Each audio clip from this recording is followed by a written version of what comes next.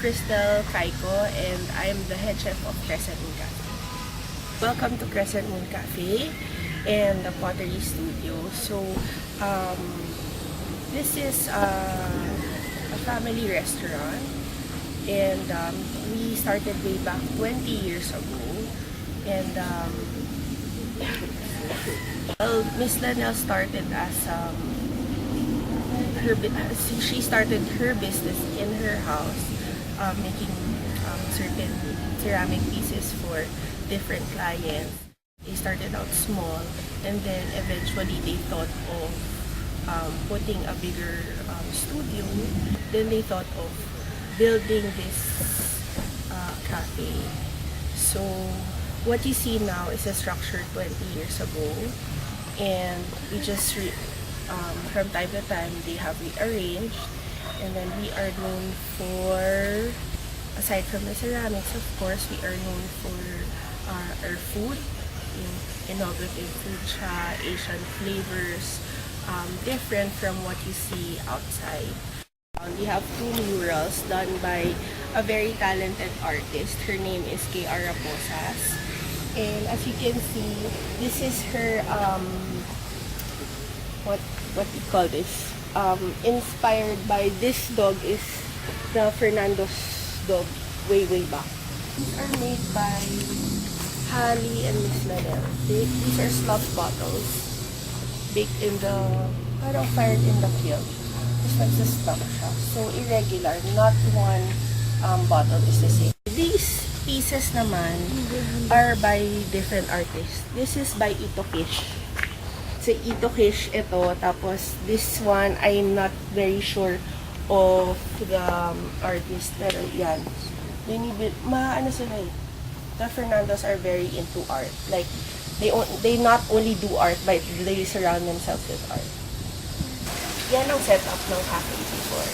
Like, it's like, parang it's just friends and family dining together. Hindi pa ganito. And then, this is Chef Bay, her late husband. Yan, and their friends.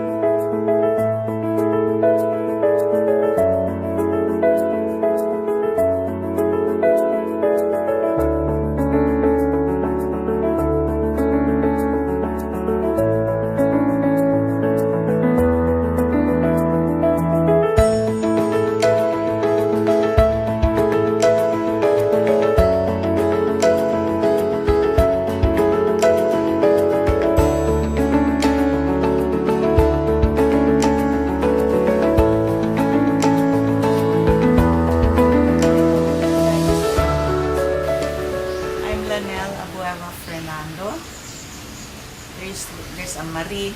My mom put a Marie, so it's Muhammad. So anyway, it was Lanelle Encarnacion Abueva. Then I married a Fernando. So the initials are L-E-A-F.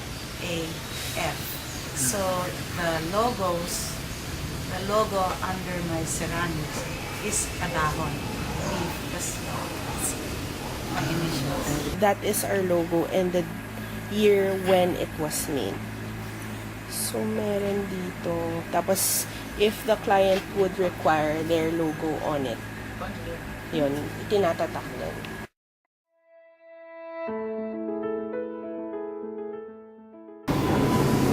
I apprenticed in Japan from 1977 to 1980. My parents moved there, so right after college, I went to Japan and I finished advertising in UB. But I really couldn't draw, so I wanted to make things like handicrafts with my hands, using my hands. So when I got to Japan, I got very interested in ceramics. That's when I took up a hobby class, and after the hobby class, more serious, I stayed with a Japanese family for 3 years. and studied ceramics.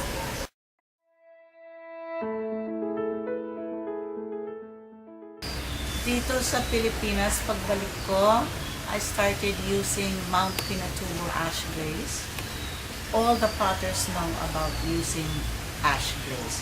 But since Mount Pinatubo gave us so much lahar and ash, I started using it in the outer surface of the ceramics. That's what made it a little different.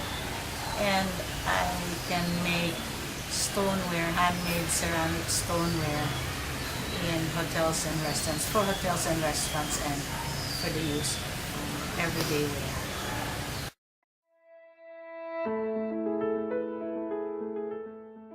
When I have exhibits sa Cooper's View and for the business side, because they wanted a little more uniform, my workers who pour into molds.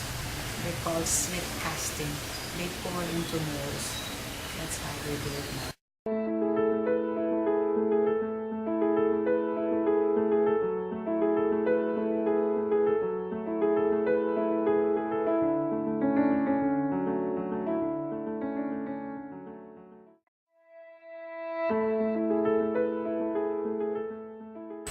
I would rather have the wheel because it's one of a kind.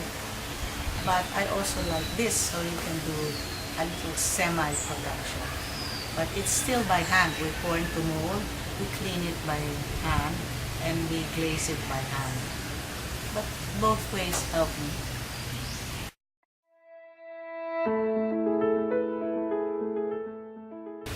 It's not the materials, it's the same materials all the time, but it's the shapes we're talking about. The shapes, my ideas, what I call one of a kind, I have. And for the slip casting, syempre they are your customers, so you have to comply with what they want. So we compromise. They want a certain shape, I add a little, I tweak it a bit. And when they want a certain color, if the colors are so commercial looking, I would suggest some shades just to make it a little different.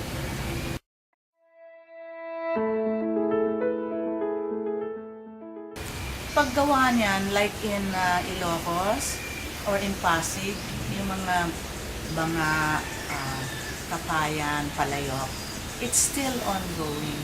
And there's no need for them to change because what they're doing, what they're making is tradition, and that's what the Filipino kitchen use.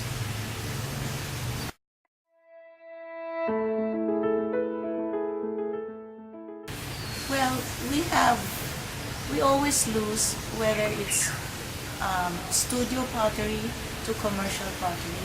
We lose 10% of each firing.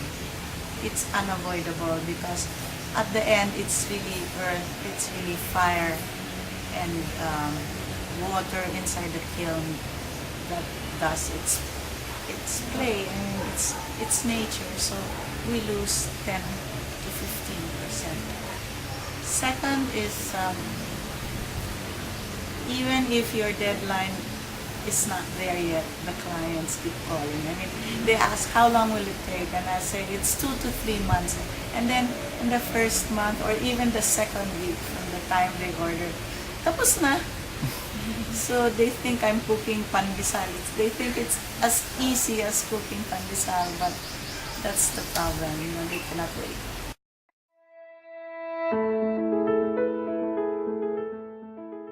There is a niche.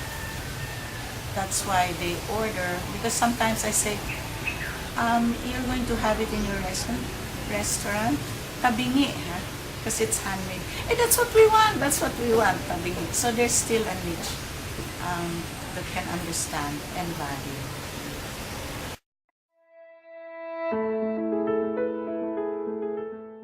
I'm comfortable with what we're doing now and our pace, and my future for this business is still from day one, which I started 1983, and my thing is you just go very slow. I didn't want to do so much for, because when you're doing so much and you have too many workers, it destroys the pace of, you know. So until now, I don't want to grow big. That's why I survived, because from day one, 1981 to 83, I went my pace. So if you're too big, you have problems in labor, you have problems in production. So I stayed small and I will still stay small. That's how to survive.